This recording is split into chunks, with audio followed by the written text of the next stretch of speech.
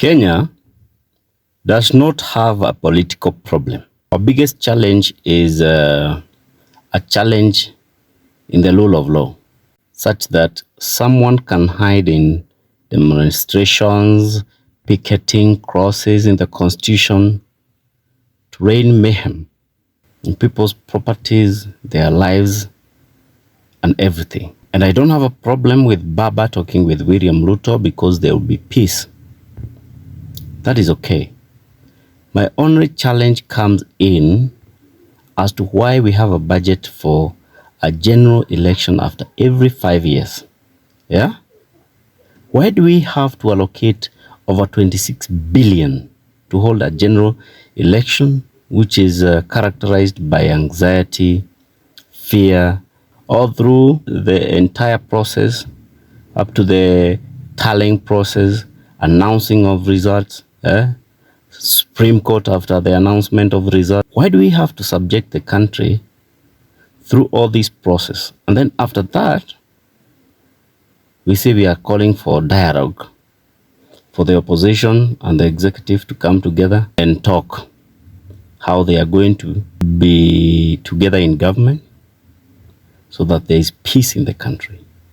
For me, I totally disagree on that one, because that is not what the Constitution dictates.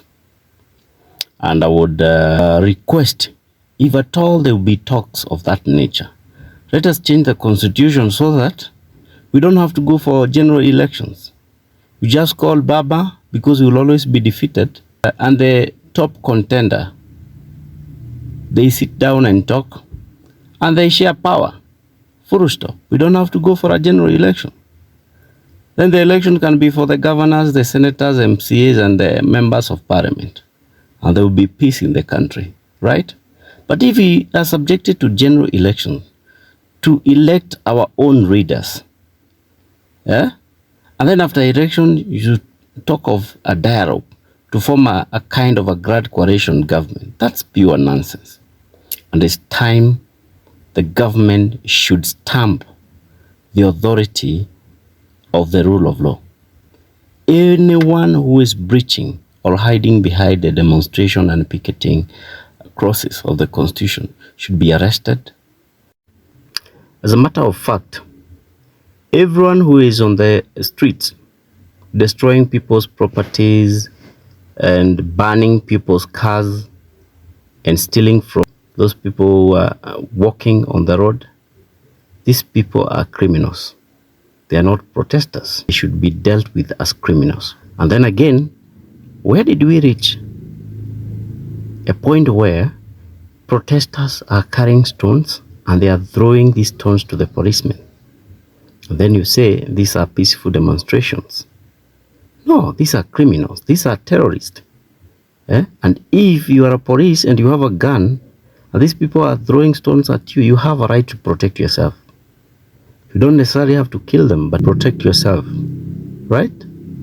Yes. Who thought Trump, of all the people, could submit to the rule of law after being defeated by Biden?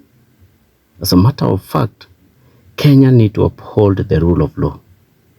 Yes, peaceful demonstrations should always be guarded by the Constitution, but the judiciary should be the first people to differentiate between peaceful demonstrations and picketing and criminal enterprise of stealing and destroying people's properties. That is not peaceful demonstrations.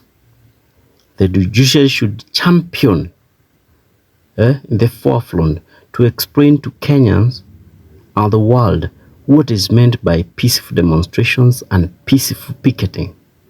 So that when people are picketing, they know they are picketing. When people are demonstrating, they know they are demonstrating. And when people are engaging in criminal activities, they know they are engaged in criminal activities. You don't ban people's properties and you are protesting against high cost of living. Just leave placards, light high cost of living. Police will going to protect you. You don't have to stone my car because you're feeling the high cost of living. What if me, I don't feel the high cost of living?